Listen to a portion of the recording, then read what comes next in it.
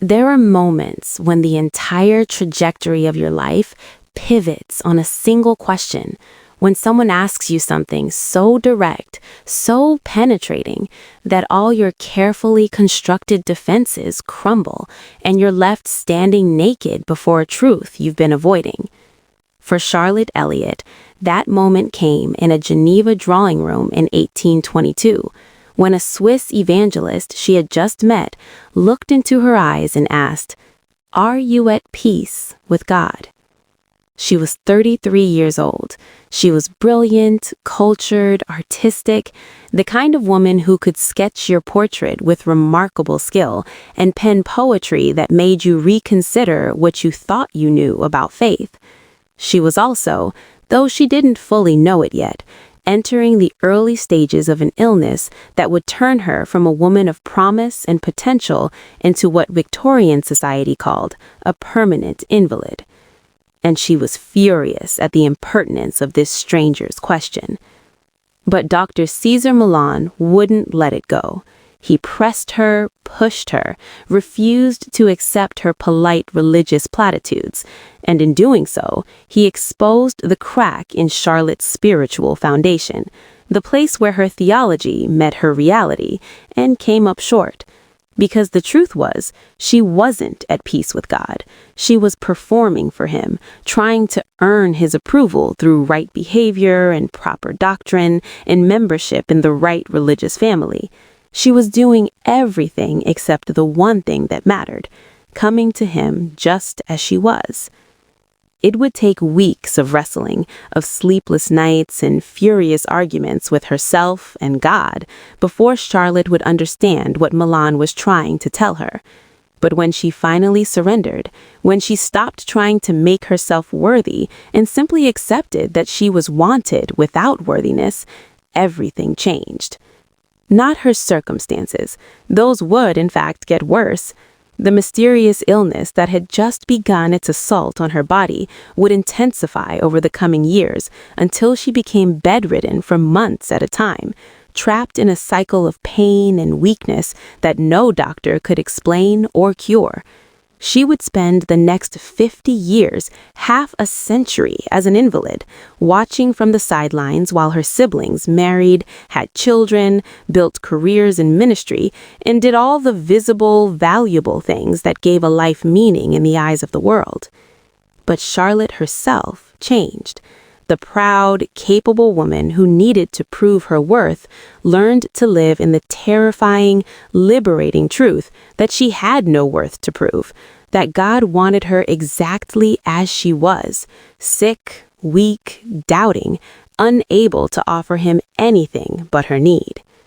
And from that surrender, from that sick room where she lay trapped by a body that had become a prison, Charlotte Elliott would touch more lives than most healthy, active, successful people ever dream of reaching. This is not the kind of story we usually tell. We like our heroes healthy, our testimonies triumphant, our narratives complete with clear before and after transformations. We want the sick person who gets healed, the addict who gets sober, the broken person who gets whole, and then goes on to do great things because they're no longer broken. Charlotte Elliott's story doesn't work that way. She never got better.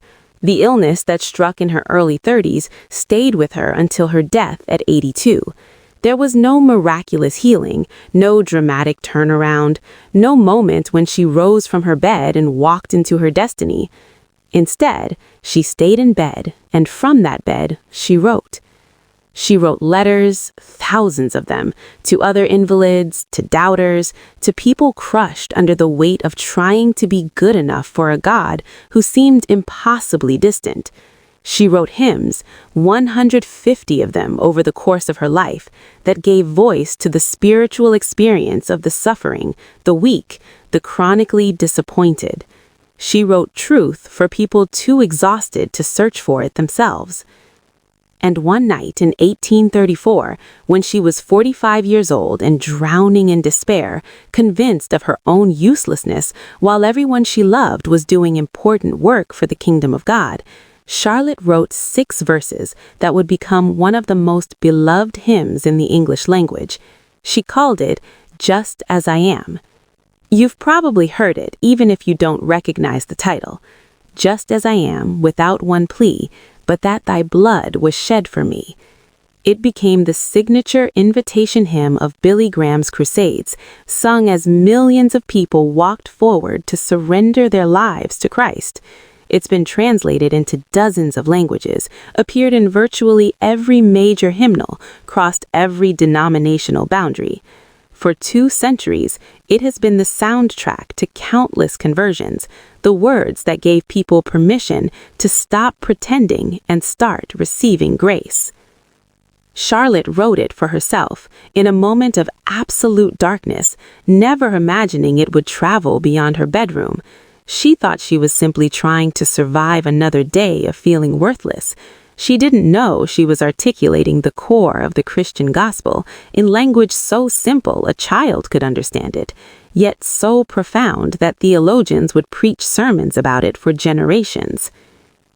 She didn't know that a temple prostitute in India would hear it and discover she was wanted, that a Civil War soldier would sing it in the mud the night before battle and find peace with God, that a suicidal woman in Australia would hear those words, just as I am, and choose to live, that centuries after her death, exhausted women scrolling through Instagram in the middle of the night would stumble across her story and feel, perhaps for the first time, that they were enough. This is a book about Charlotte Elliott, but it's also a book about you. Because the question Charlotte wrestled with in that Geneva drawing room, the question she confronted again and again during 50 years of chronic illness, the question that drove her to write Just As I Am in a moment of desperation, that question is the same one every human being faces, whether we articulate it or not. Am I enough? Do I matter? Am I wanted exactly as I am? For women especially, this question carries a particular weight. We live in an age that tells us we can be anything, do anything, have it all, and then judges us harshly when we can't quite manage to be successful in our careers, present for our children, attractive enough, spiritual enough, organized enough, creative enough, strong enough, and still maintain our sanity and our souls. We're exhausted by the performance, exhausted by the gap between who we are and who we think we should be, exhausted by trying to earn love and acceptance and worth through achievement and perfection and the relentless curation of our lives. And into that exhaustion, Charlotte Elliott's life whispers a dangerous, liberating truth. You can stop trying. You can come just as you are. Not when you're better, not when you have something to offer, not when you've sorted yourself out or proven your worth or become the person you think God wants you to be. Now, this moment, in your weakness and your doubt and your absolute inability to save yourself, just as you are. This is what Charlotte discovered in her 50-year journey through chronic illness and limitation. This is what she learned when every other source of worth was stripped away and she was left with nothing to offer God but her need. And from that surrender, from that sick room where she lay trapped by a body that had become a prison, Charlotte Elliott would touch more lives than most healthy, active, successful people ever dream of reaching. Charlotte was born from 1789 to 1871, spanning the entire Victorian era and witnessing revolutions both industrial and social. She was born into one of England's most prominent evangelical families. Her grandfather was the legendary Henry Venn. Her brother became a noted minister. Her entire family tree was populated with serious Christians who believed that loving God meant changing the world. And Charlotte? She became the family invalid, the one who couldn't keep up, couldn't contribute, couldn't do all the visible, valuable work that gave a Victorian woman's life meaning. Except that she could. She just had to learn a different way of mattering, a different definition of productivity, a different understanding of what it meant to be useful to God. From her sick room in Brighton, she built a ministry that reached farther than most missionaries ever travel. Through her letters, she counseled thousands. Through her hymns, she gave voice to the voiceless, the suffering, the doubting, the weak who had been told that faith should make them strong and couldn't understand why they remained so fragile. She became, in the most literal sense, a wounded healer.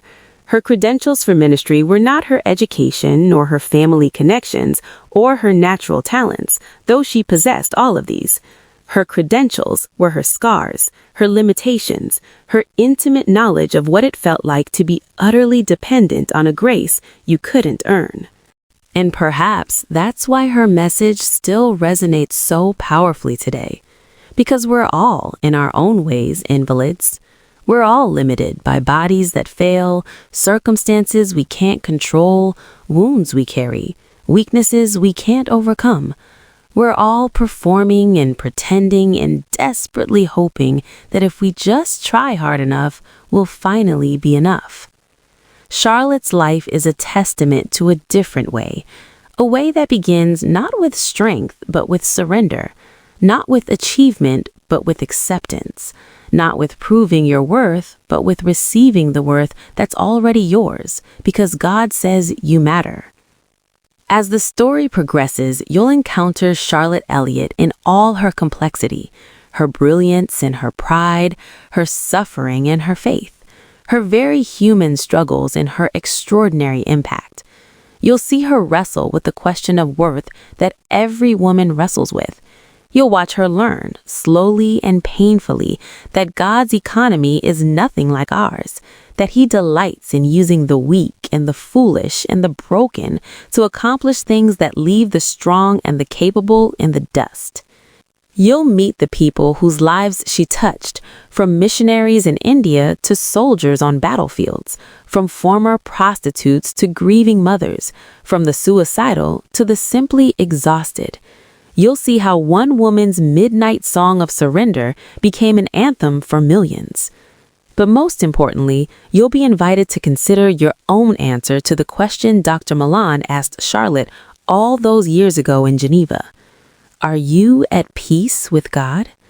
Not do you go to church, not do you believe the right things, not have you performed well enough to earn His approval, but are you at peace?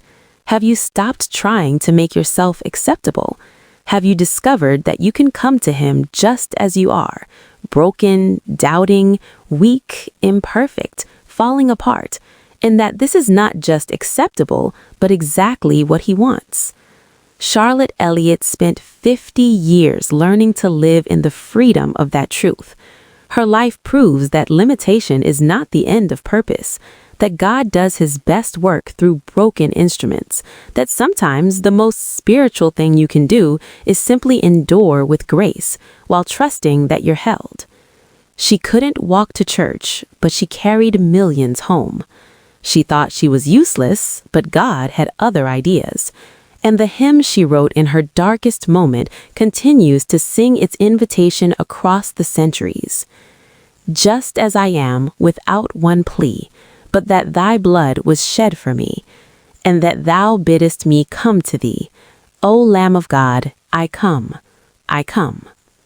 This is her story, and perhaps in reading it, you'll discover it's yours too. If you walk through Brighton today, you can still find St. Mary's Chapel where Charlotte's brother Henry preached, though it's been converted to other uses. The house where Charlotte lived, where she wrote, "Just as I am," no longer stands. The physical evidence of her life has largely vanished, as physical evidence tends to do. But her hymn remains. Her words remain. The truth she discovered in that sick room, that grace doesn't wait for you to be worthy, it meets you in your unworthiness, remains. And somewhere tonight, in a hospital room or a lonely apartment or a bedroom where an exhausted woman wonders if she'll ever be enough, someone will stumble across those words, "Just as I am." And they'll discover what Charlotte discovered, that the answer to their deepest question is yes. Yes, you are wanted. Yes, you matter. Yes, you can come, just as you are. The room was too bright, the voices too cheerful, the cause too worthy, and Charlotte wanted to die. It was 1834, and everyone she loved had left the house. Her father, her sisters, her beloved brother Henry, all gone, to St. Mary's Chapel to prepare for tomorrow's Grand Bazaar, the fundraising event that would secure funds for a new school for the daughters of poor clergy. Noble work, necessary work, the kind of work that made you matter in the eyes of God and man. And Charlotte, 45 years old, and bedridden once again, could do nothing but listen to the silence they left behind. She'd helped where she could, of course. From her bed, she'd written letters, offered suggestions, composed a poem for the program. Small things, invalid things, the scraps a crippled woman could manage while real people did real work in the real world. And now, in the hollow quiet of the empty house, the old familiar demons came calling. You are useless. You are a burden. Even God must be tired of you by now. What Charlotte didn't know that suffocating afternoon was that her despair would give birth to 6 verses that would echo in revival tents and cathedrals, hospital rooms, and prison chapels for the next 2 centuries. That her moment of absolute worthlessness would become the doorway through which millions would discover they were wanted exactly as they were, broken, doubting, empty-handed, and ashamed. That the woman who couldn't walk to church would carry more souls to Christ than 1,000 eloquent preachers. But on that particular day, she knew only the crushing weight of her own uselessness. Charlotte had not always been an invalid. She had been, in fact, rather magnificent. Born in 1789 into one of England's most prominent evangelical families, Charlotte grew up in a world where faith and social reform walked hand in hand, where dinner table conversations turned on the abolition of slavery and the reformation of prisons, where knowing God meant doing something about the suffering you saw. Her grandfather, Henry Venn, had been a titan of the evangelical awakening, his writings on Christian devotion shaping a generation. Her father, Charles Elliott, carried the legacy forward with sober dignity. The Elliott home in Clapham was precisely the kind of place where serious Christians gathered to make serious plans for a world groaning under the weight of injustice and unbelief. And Charlotte, she had been the brilliant one, the artistic one, the one with fire in her belly and talent in her hands. She sketched portraits with remarkable skill, her pencil catching not just the contours of a face, but something of the soul beneath. She wrote poetry that made people stop and think, verses that showed she'd inherited her grandfather's gift for expressing the inexpressible. She moved through London society with the confidence of a woman who knew her place in the world and found it good.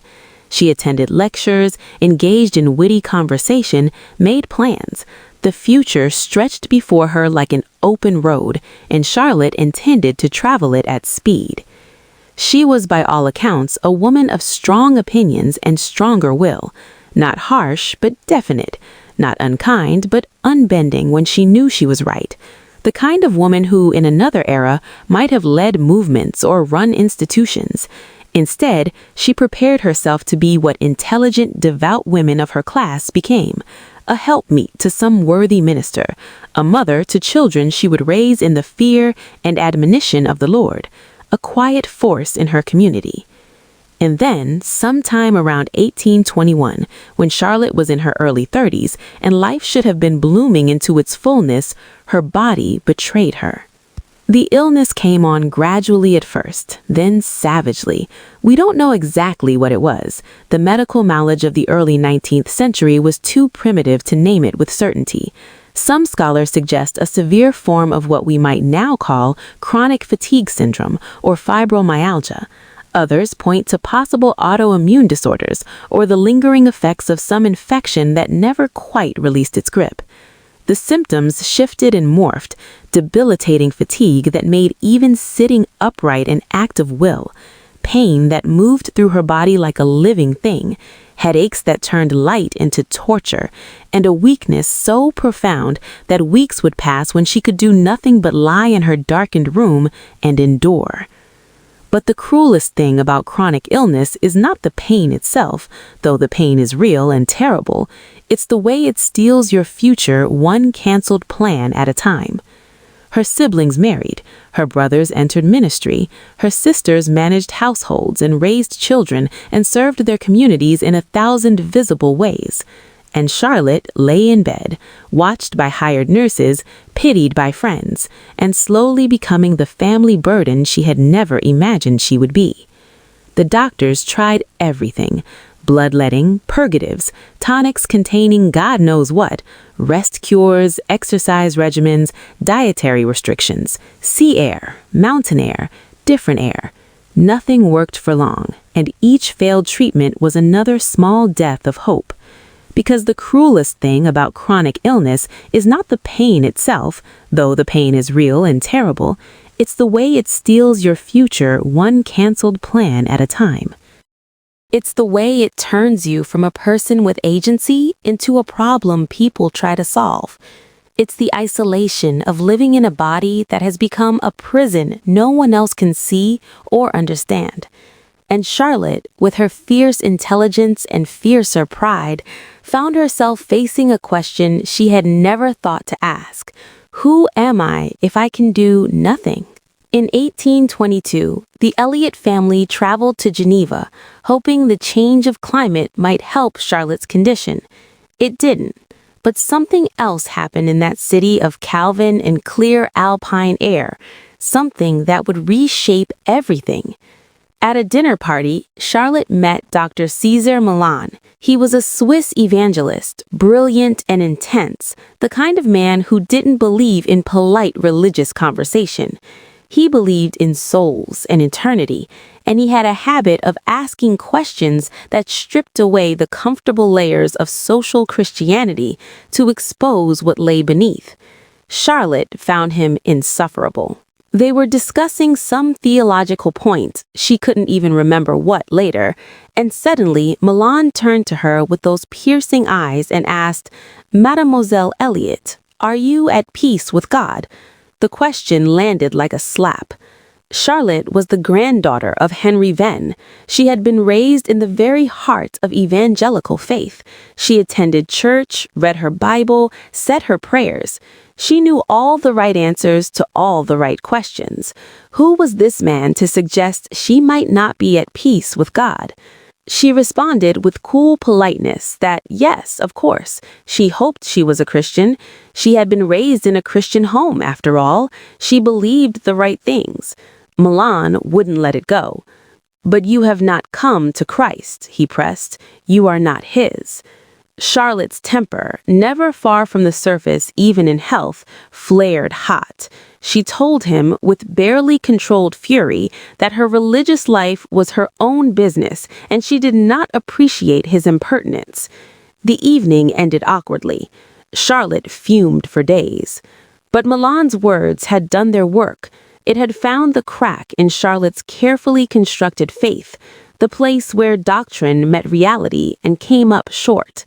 Because the truth she couldn't escape no matter how she tried, was that she wasn't at peace with God. Not really. Not when she examined her heart in the dark watches of the night. She was angry with God, angry that he had given her gifts and then stolen her ability to use them, angry that he had made her a burden to her family, angry that while other women her age were building lives of meaning and purpose, she was trapped in a broken body that made her useless to him and everyone else. And beneath the anger lay something worse, the terrible suspicion that maybe God didn't want her at all, not like this, not sick and weak and needy. Maybe his grace was for people who could offer him something in return, service, strength, usefulness. Maybe she needed to get better, to become worthy before she could truly come to him. Milan's words had exposed the transactional core of her faith. I'll love God if he heals me. I'll serve him if he makes me useful.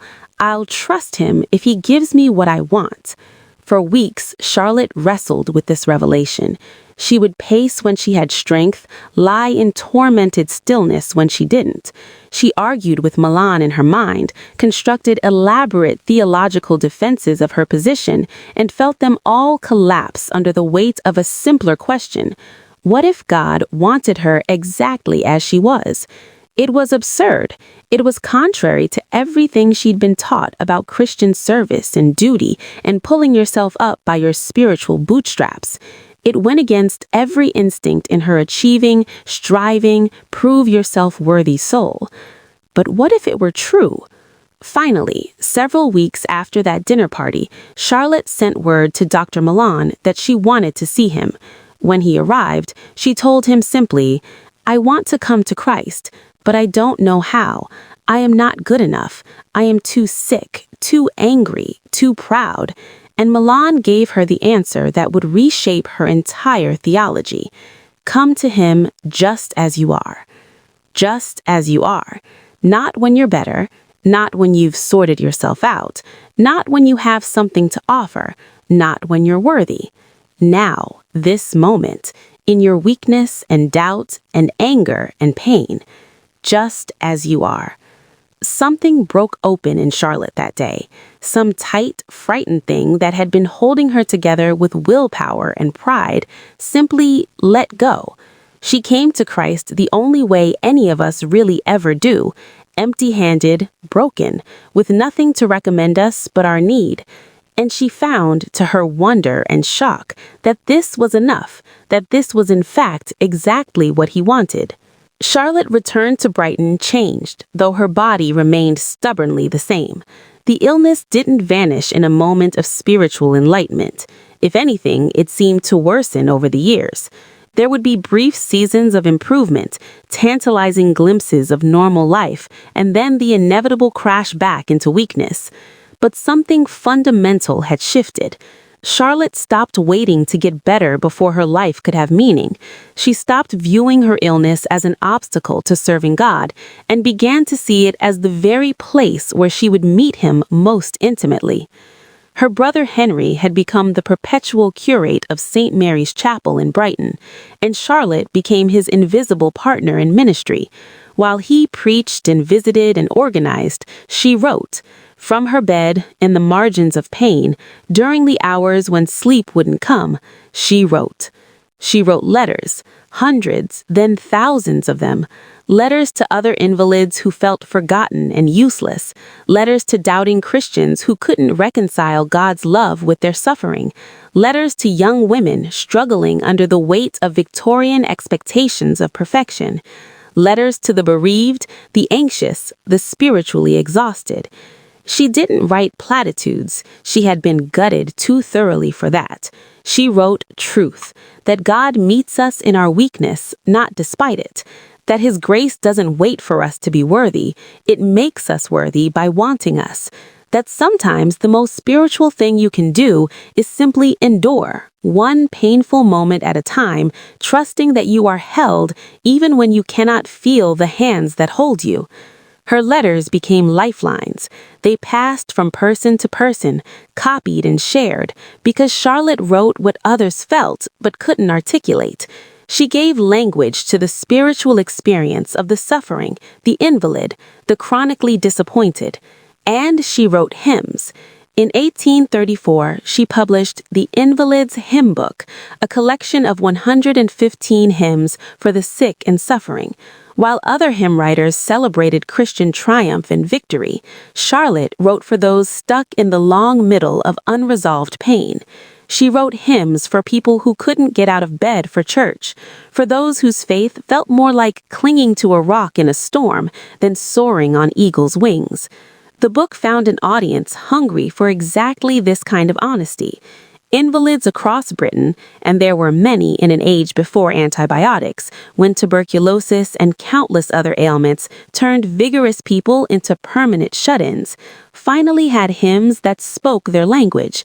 But Charlotte's most famous hymn wasn't written yet. That would come from a crisis that nearly broke her. The afternoon of the bazaar preparation, Charlotte lay in her room and felt the full weight of her uselessness settle upon her like a shroud. Tomorrow, St. Mary's would be filled with people, energy, purpose. Money would be raised, children would be helped. The kingdom of God would advance in tangible, measurable ways. And Charlotte would be here, in this room, in this bed, contributing nothing. The darkness was so thick she could taste it. Depression, that old familiar enemy, wrapped its arms around her and whispered all the lies that sounded so much like truth. You're a burden. You're wasting your life. God must be so disappointed in you. Charlotte knew the theological answers to these lies. She had written them herself in dozens of letters to other sufferers. But theology has a way of evaporating when you need it most, and knowing the truth intellectually is not the same as feeling it in your bones. She lay there for what felt like hours, spiraling downward, until, finally, exhausted by her own despair, she did the only thing left to do. She prayed. Not an eloquent prayer, not a faith-filled prayer, just a gasping, desperate, God, I can't do this. I can't see the point. I can't feel your love.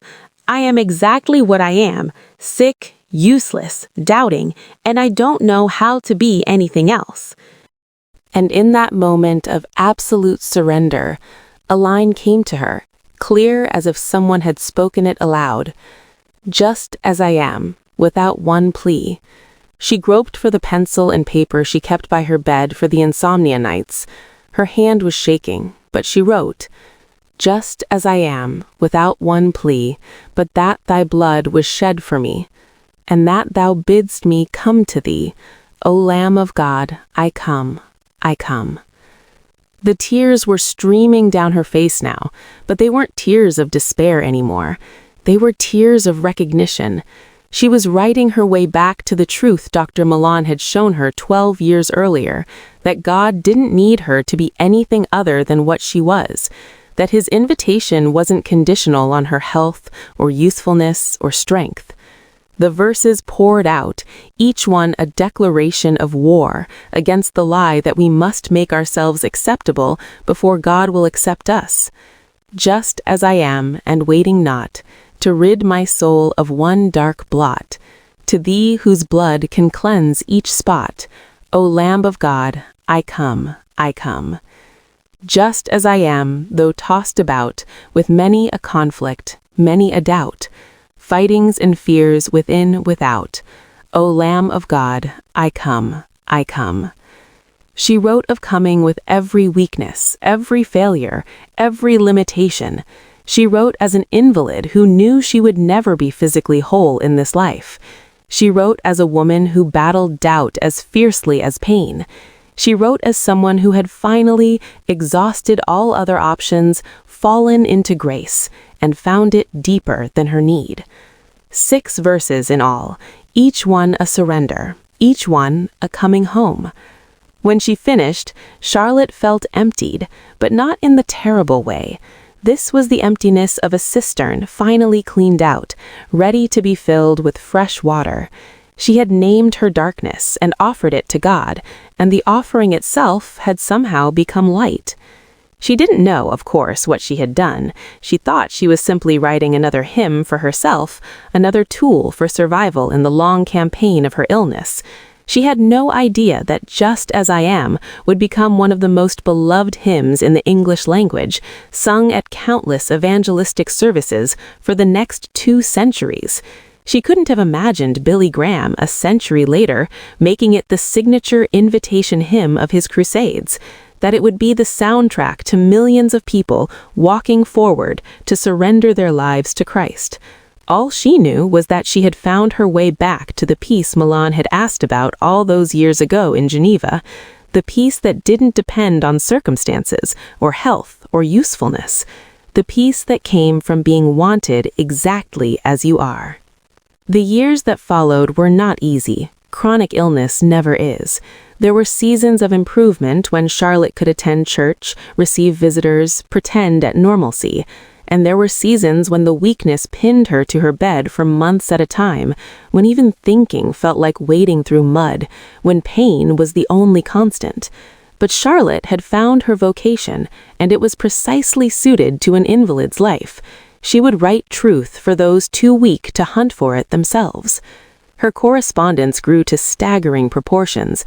People who had never met her wrote asking for counsel, for prayer, for simply the comfort of being understood by someone who knew what it meant to live in a body that felt like betrayal. Charlotte answered them all, or as many as her strength allowed. She wrote late into the night, during the insomnia hours, whenever pain receded enough for her to hold a pen. She became a sort of patron saint of the suffering, though she would have hated the term. She didn't want to be celebrated for her pain. She wanted to be useful despite it. And in her usefulness, she found something that had eluded her in health, a ministry that touched people at the deepest level, in the places where they were most afraid and most alone. When she published Hours of Sorrow, Cheered and Comforted in 1836, the book sold thousands of copies almost immediately. Here was a voice that didn't flinch from the reality of suffering, that didn't try to explain it away or spiritualize it into something noble. Charlotte wrote about the grinding, tedious nature of chronic pain, the way it wore you down, the temptation to give up not just on getting better, but on everything. And then she wrote about the grace that met you there, in that exact spot of desperation. She wrote, "My suffering has been one of the greatest blessings of my life, not because suffering itself is good, but because it stripped me of every pretense and left me nowhere to go but into the arms of God." Her brother, Henry, watched this transformation with something like awe. The brilliant, strong-willed sister he had known in her youth had been refined by fire into something more beautiful and more powerful than health could ever have made her. She had become, paradoxically, more herself by learning to depend entirely on another. St. Mary's Chapel became known not just for Henry's preaching, but for Charlotte's silent partnership in it. People came who had read her hymns, who had received her letters, who wanted to be part of a church that understood suffering as a place of meeting God rather than evidence of his absence. And Just As I Am began to travel. It appeared in hymn books, was sung in churches across Britain, crossed the Atlantic to America. Everywhere it went, it found people who needed its message. The alcoholic who couldn't get sober on his own. The prostitute who thought she was too stained for redemption. The businessman who wore his piety like armor, but knew he was empty inside. The mother crushed under the weight of her failure to be enough. Just as I am. The most radical, terrifying, liberating invitation in all of Christianity. Charlotte heard stories, secondhand at first, then in letters that poured in from strangers. A man in America who had been on the verge of suicide heard the hymn and turned around. A woman in Scotland who had spent years trying to earn God's love through perfect behavior finally understood that grace meant she could stop performing. A missionary in India sang it to a dying child who had been afraid to meet God. The hymn did what Charlotte herself couldn't do. It traveled the world, crossed oceans, entered places she would never see, and whispered to suffering people that they were wanted, right now, exactly as they were. The decades passed. Charlotte's siblings aged alongside her, had children, buried parents, built careers.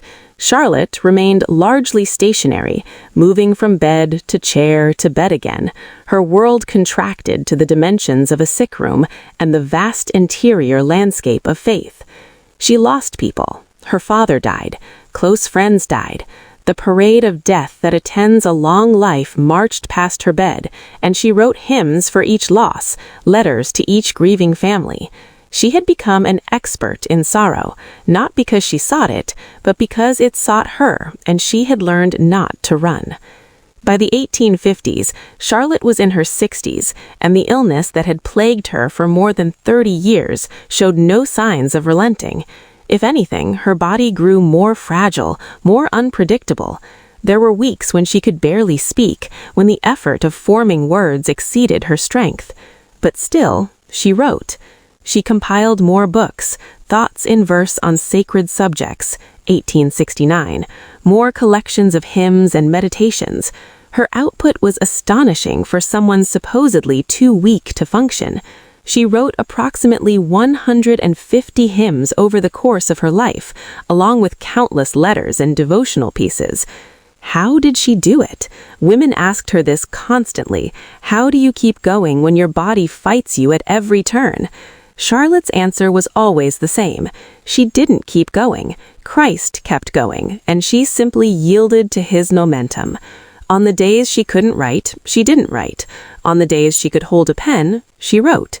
She had learned the deep spiritual discipline of accepting her limitations without either despairing over them or pretending they didn't exist. She had learned, in other words, to come to each day just as she was, and to trust that this was enough. The invalid's life, she wrote in one letter, teaches you that God is not impressed with your strength. He's not waiting for you to pull yourself together before he can love you. He meets us in our weakness, because weakness is the only honest thing we have to offer. Everything else is performance. This was revolutionary theology in an age that celebrated muscular Christianity and the triumph of the will. Victorian England loved stories of missionaries who conquered jungles, evangelists who preached until they dropped, and Christians who overcame every obstacle through sheer determination and faith. Charlotte offered something different, the story of a woman who overcame nothing, whose obstacles remained stubbornly in place, and who discovered that grace doesn't need your victory, it only needs your surrender. In 1871, Charlotte was 82 years old and had been ill for 50 years.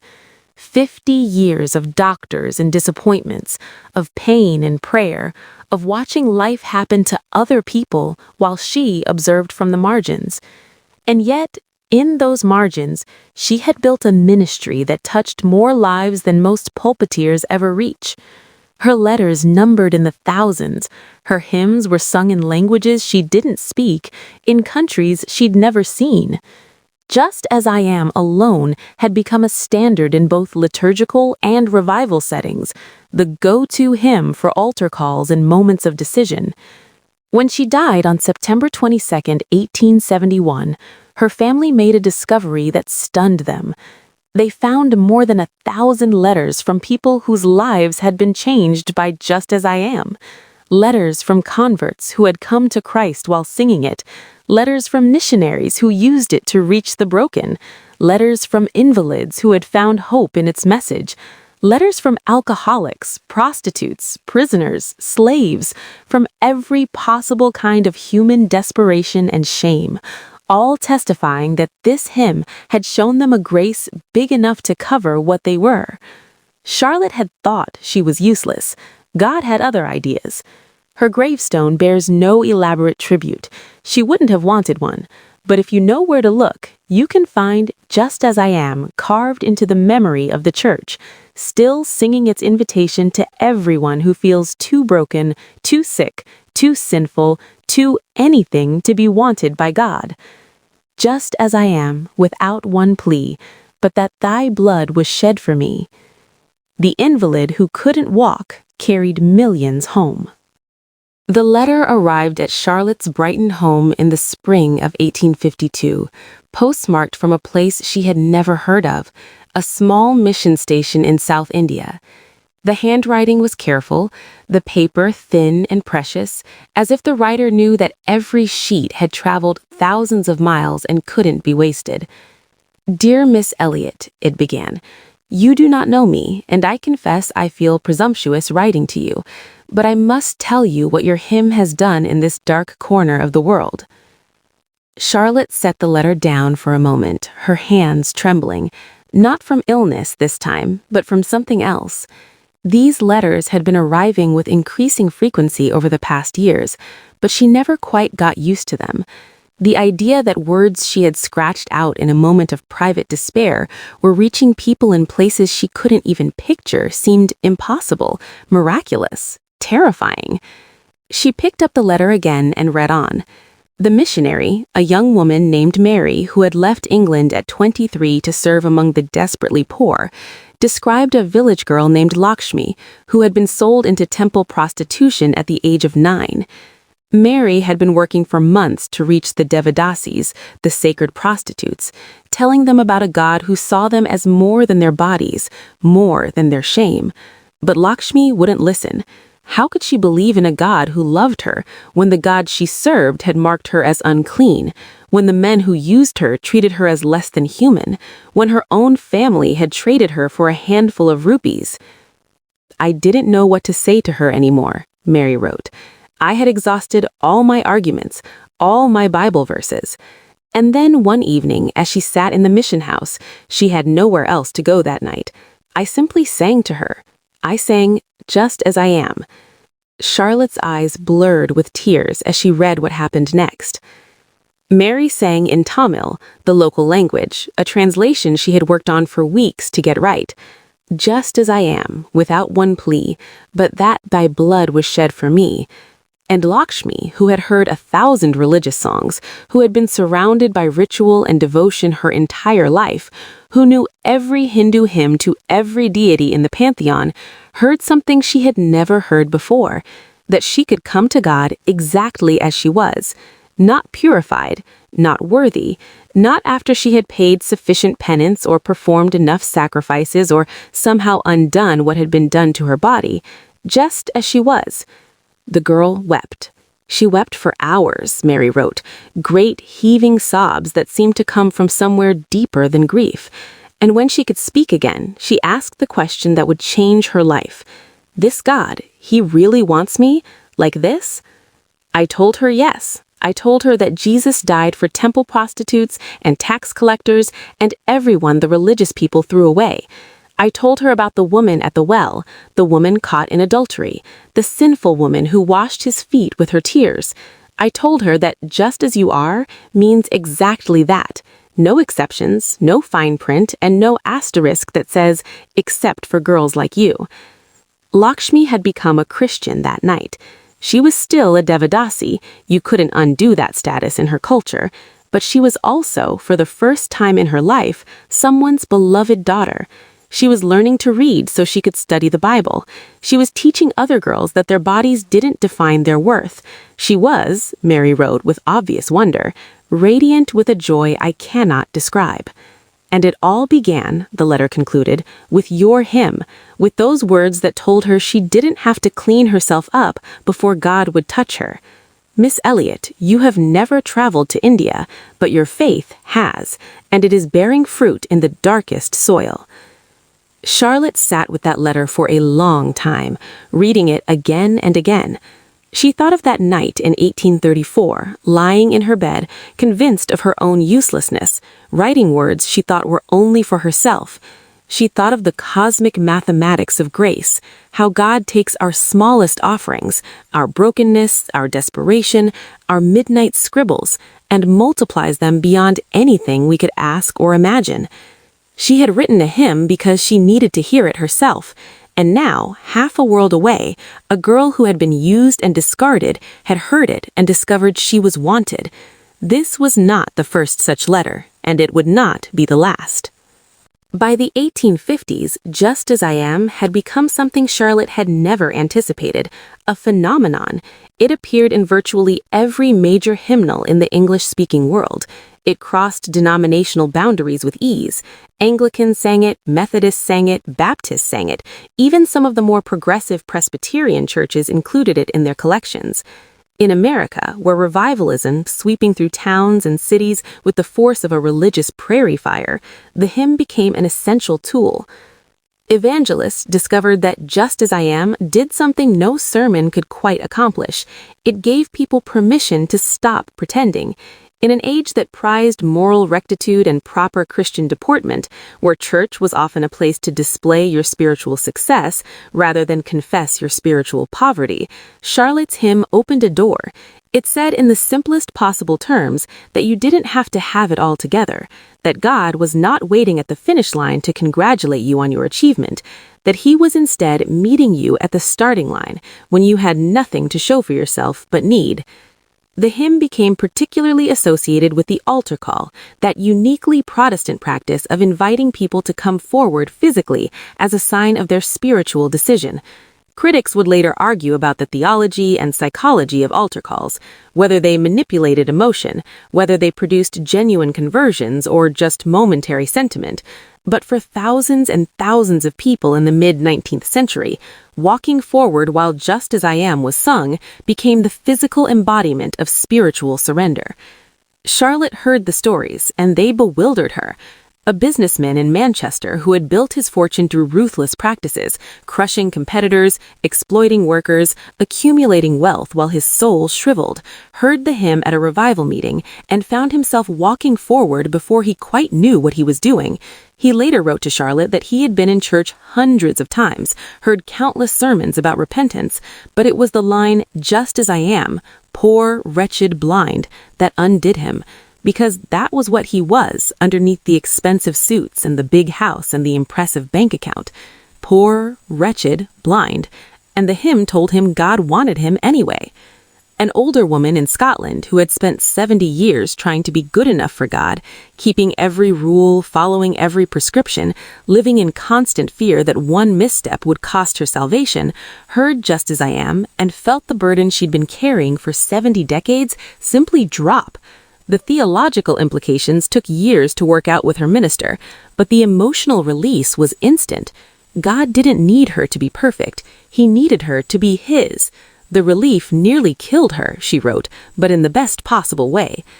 A young mother in London who had lost 3 children to scarlet fever and couldn't reconcile a loving God with such savage grief, found herself singing Just As I Am, though tossed about with many a conflict, many a doubt, and realized that her doubt wasn't disqualifying, that God was big enough to handle her questions, her anger, her feeling of betrayal, that she could come to Him even in her rage and confusion, and He would not turn her away. The letters poured in. Charlotte kept them all, though she rarely mentioned them to anyone.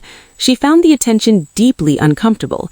She had never set out to be famous. She had only set out to survive and to help others survive. The fact that her survival tool had become a global phenomenon felt almost like a mistake, like she had accidentally stumbled into something meant for someone more qualified. Her brother Henry tried to help her see it differently.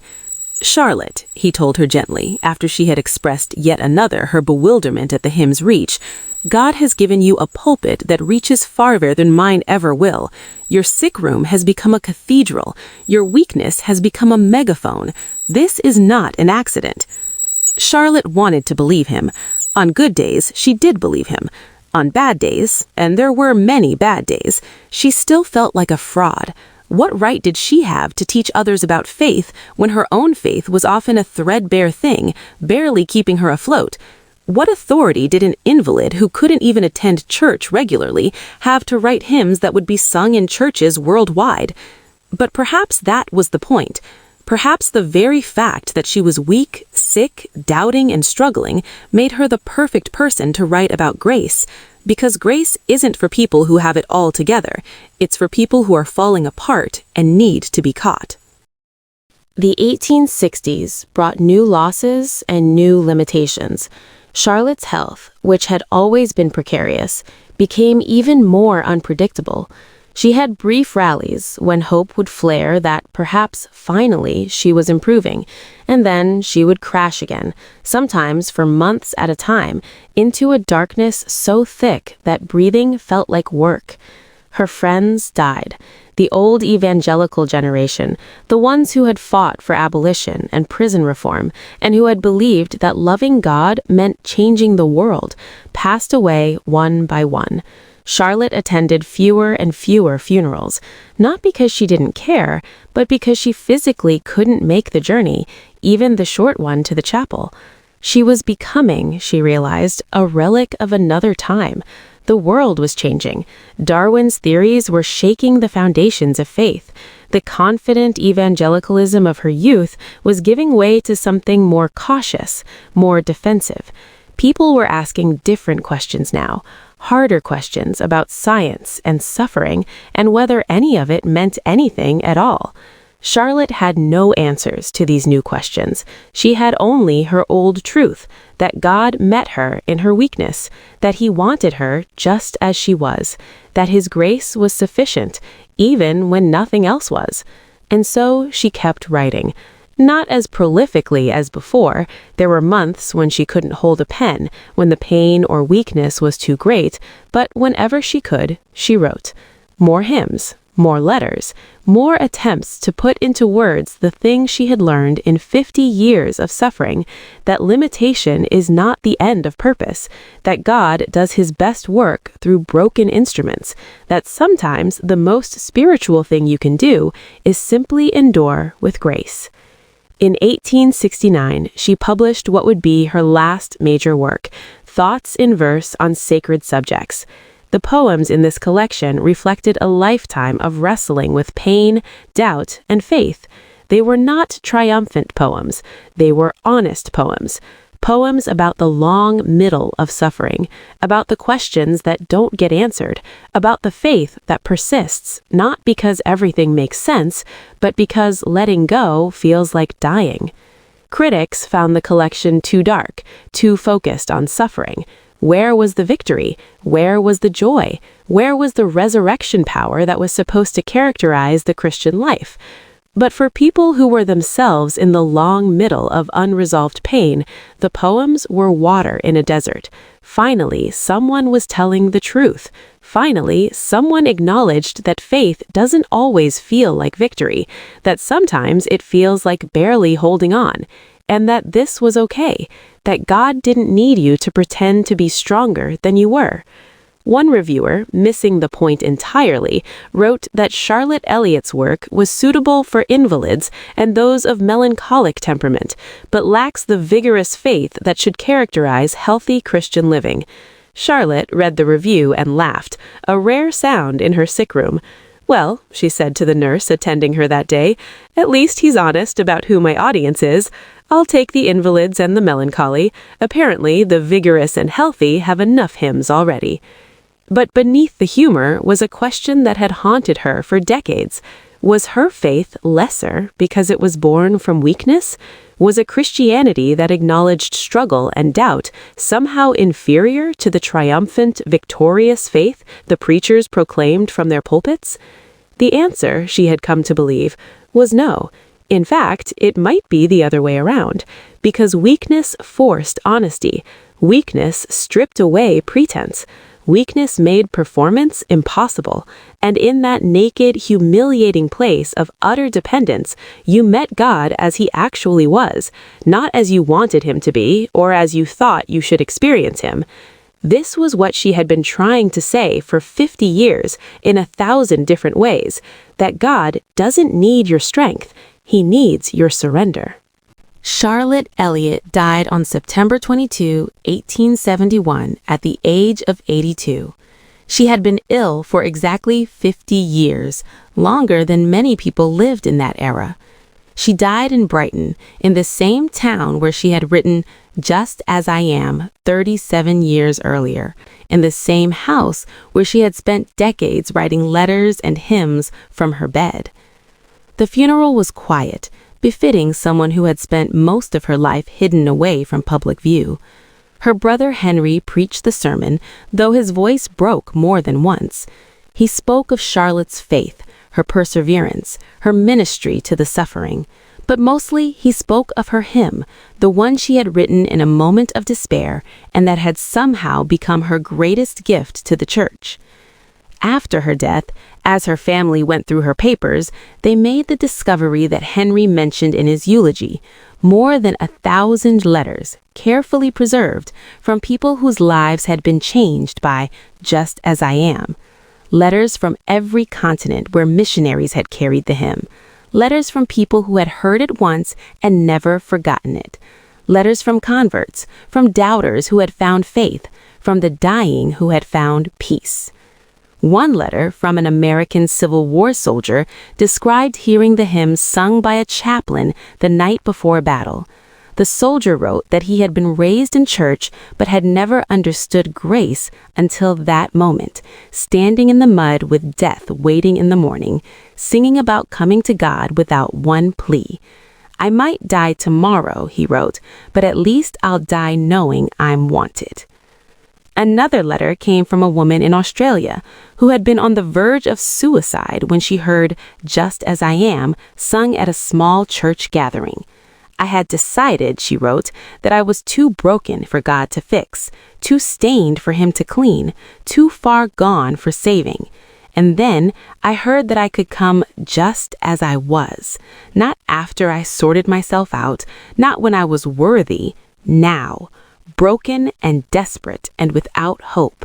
And somehow that was enough." There were letters from former alcoholics, from prostitutes who had left their trade, from businessmen who had turned from corruption, from missionaries who had dedicated their lives to spreading the gospel. But there were also letters from people who hadn't experienced dramatic conversions, who simply wrote to say that the hymn had helped them get through another day, another hour, another moment when giving up seemed easier than going on. These letters revealed something that Charlotte herself had never fully grasped, that "Just as I Am" had become more than a hymn. It had become a theology in 6 verses. It had articulated in language simple enough for a child, yet profound enough for a theologian, the core of the Christian gospel, that grace is free, that God's love is unconditional, that you don't have to earn your way into His presence. In an age that was obsessed with worthiness, with proving yourself, with earning your salvation through right living and proper doctrine and visible results, Charlotte's hymn was a whispered revolution. It said, "Stop trying, just come." The decades after Charlotte's death saw "Just as I Am" cement its place in Christian worship. In the late 19th and early 20th centuries, as mass evangelism became a defining feature of Protestant Christianity, the hymn became the soundtrack to countless conversions. Dwight L. Moody used it in his revival campaigns. Billy Sunday used it. The hymn crossed the Atlantic and back again, was translated into dozens of languages, appeared in hymnals from every denomination and tradition. It was sung in grand cathedrals and tiny country churches, in prison chapels and hospital rooms, at massive outdoor revival meetings and intimate prayer gatherings. But it was Billy Graham in the mid-20th century who would forever link "Just as I Am" with evangelistic outreach. Graham made it his signature invitation hymn, played as people streamed forward to make decisions for Christ at his crusades. Over his 60-year ministry, Graham preached to more than 200 million people in person, and millions more heard the invitation extended while "Just as I Am" played in the background. Graham later said that he chose the hymn specifically because it removed every barrier between a person and God. He explained, "It tells them they don't have to clean up their lives first. It tells them Christ will accept them as they are. That's the gospel in its purest form." The association with Graham's crusades meant that for an entire generation of evangelical Christians, particularly in America, "Just as I Am" became synonymous with coming to faith. If you grew up evangelical in the 1950s through the 1990s, you almost certainly knew this hymn by heart. You had probably walked an aisle to it, or watched someone else walk an aisle, or at least felt the pull of it during the invitation. Critics of revivalism often pointed to the emotional manipulation of altar calls, the way the music and the mood and the moment could sweep people into decisions they didn't fully understand, and there was validity to this concern. Emotion is powerful, and it can masquerade as conviction. But for every manipulated emotion, there were genuine encounters with grace. For every decision made in the heat of the moment and later regretted, there were genuinely transformed lives. And at the heart of it all was Charlotte's hymn, still doing what it did for a temple prostitute in India and a businessman in Manchester and a grieving mother in London, giving people permission to stop pretending and start receiving. But perhaps the deeper legacy of Charlotte, the one that resonates most powerfully for women specifically, has less to do with the hymn's public use and more to do with what Charlotte's life demonstrated about worth and purpose. Charlotte lived at a time when women's value was almost entirely determined by what they could produce. Children, primarily, but also well-run households, social connections, support for their husbands' endeavors.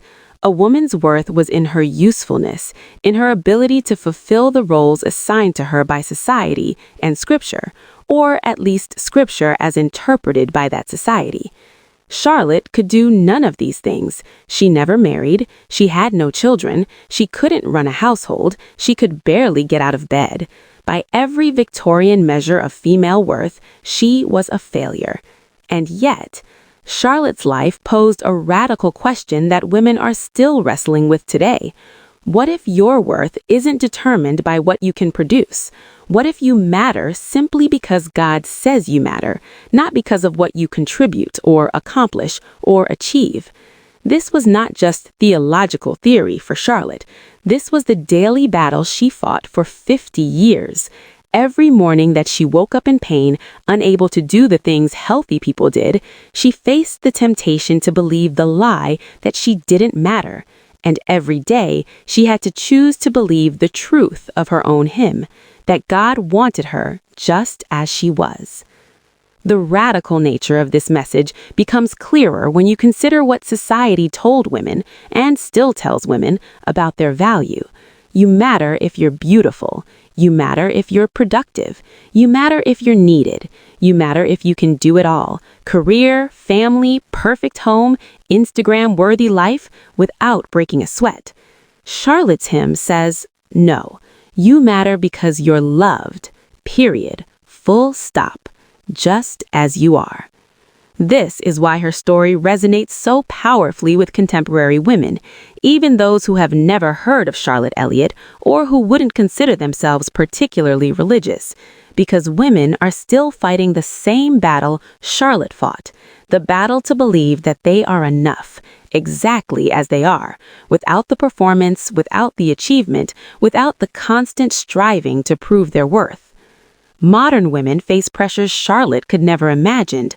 We're told to be successful in our careers, but also perfectly present for our children, to be strong and independent, but also soft and nurturing, to maintain our physical attractiveness while aging gracefully, to be everything to everyone all the time without complaint. And beneath all these pressures lies the same poisonous question Charlotte faced in her sick room. Do I matter if I can't do it all? Charlotte's answer, lived out over 50 years of limitation and weakness, is a resounding yes. You matter not because of what you do, but because of whose you are. You are loved not for your productivity, but for your existence. You can come to God, and by extension, you can show up to your own life just as you are. But Charlotte's legacy goes deeper still, into territory that make many modern Christians uncomfortable. She legitimized weakness. Contemporary Christian culture, particularly in its evangelical expressions, has an uneasy relationship with weakness. We celebrate testimonies of overcoming, the addict who gets sober, the sick person who gets healed, the broken person who gets whole. We love a good redemption story, preferably one with a clear before and after, a dramatic transformation that proves God's power. What we don't know what to do with are the stories without clear resolutions, the chronic conditions that don't heal, the prayers that don't get answered the way we want, the weakness that doesn't transform into strength, but just continues. Charlotte's 50-year illness and her refusal to either despair over it or pretend it wasn't as bad as it was offers a different narrative. She demonstrates that sometimes God's power is made perfect in weakness, not by eliminating the weakness, but by sustaining you through it.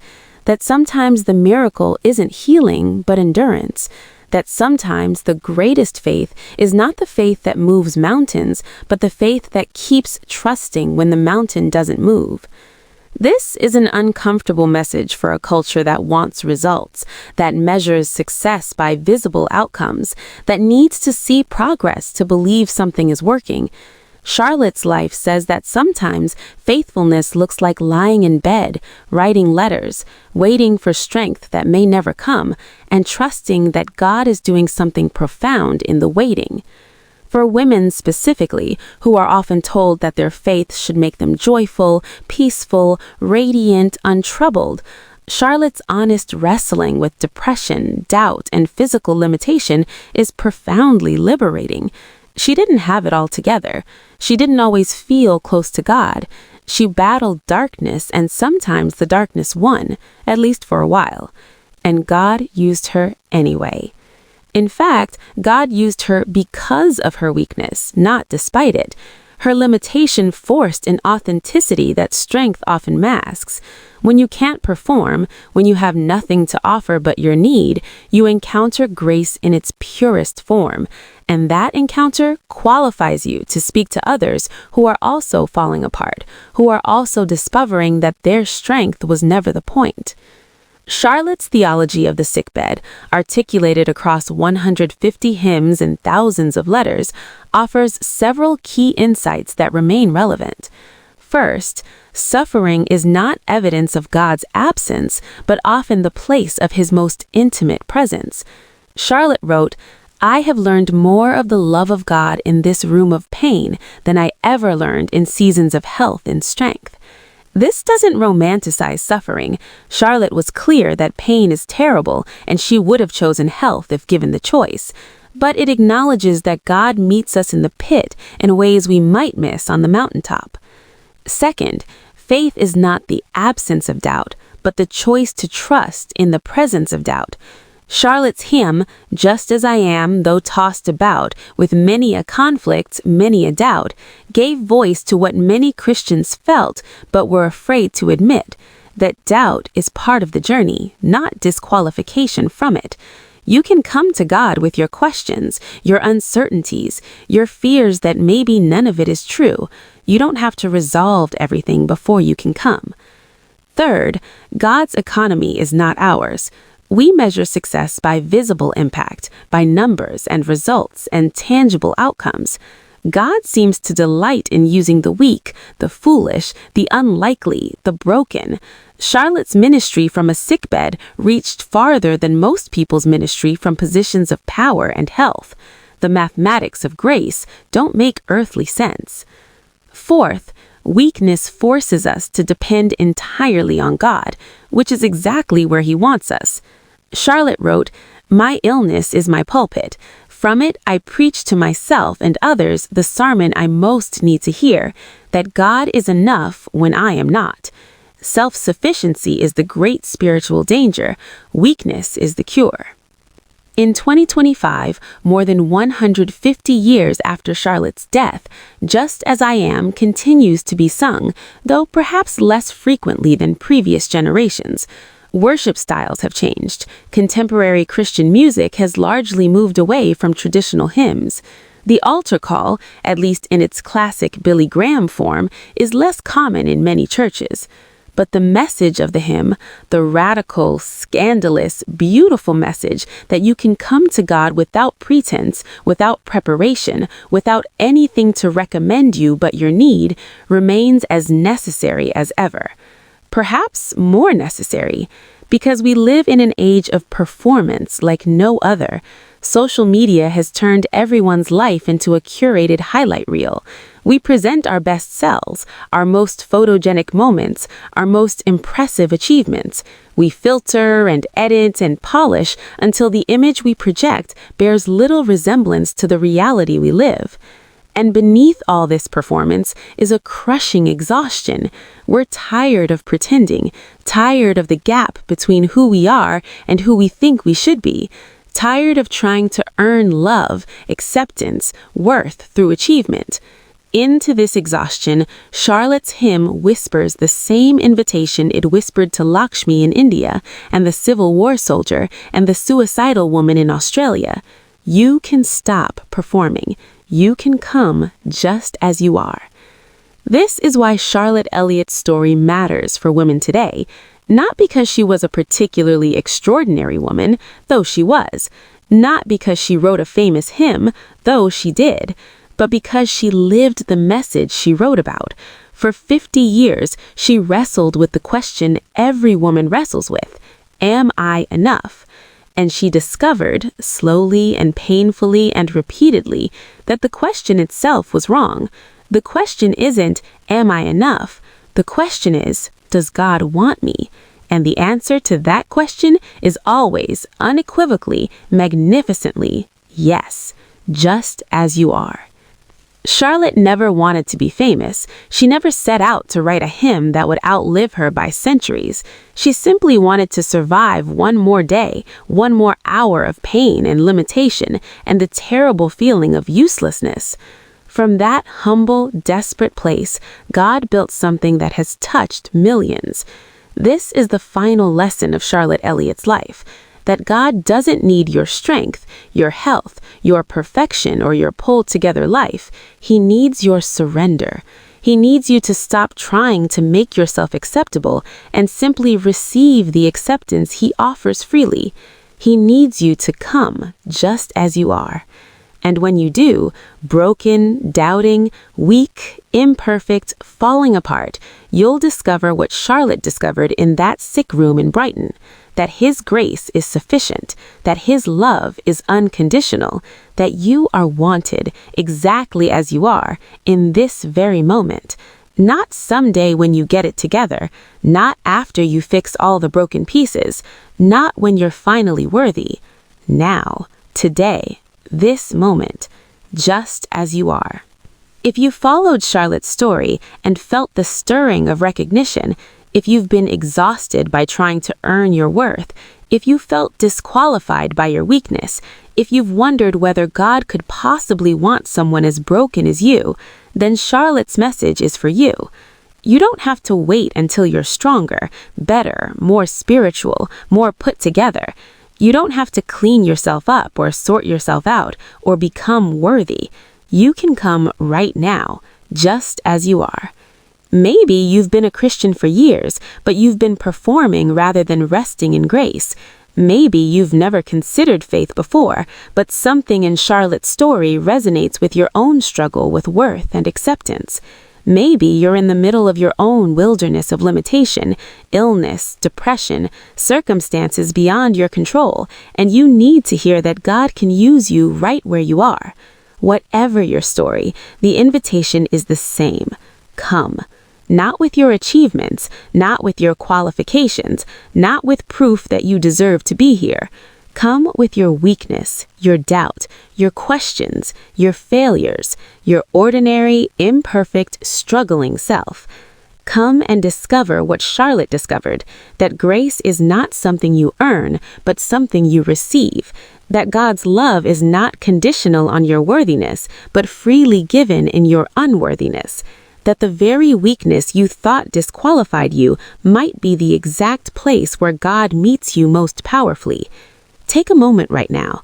Stop performing, stop striving, stop trying to be enough, and simply come, just as you are. The God who wanted Charlotte, sick, doubting, unable to do anything but lie in bed and write letters, wanted you too, exactly as you are, right now, this moment. Will you come? Just as I am, without one plea, but that thy blood was shed for me, and that thy biddest me come to thee. O Lamb of God, I come, I come.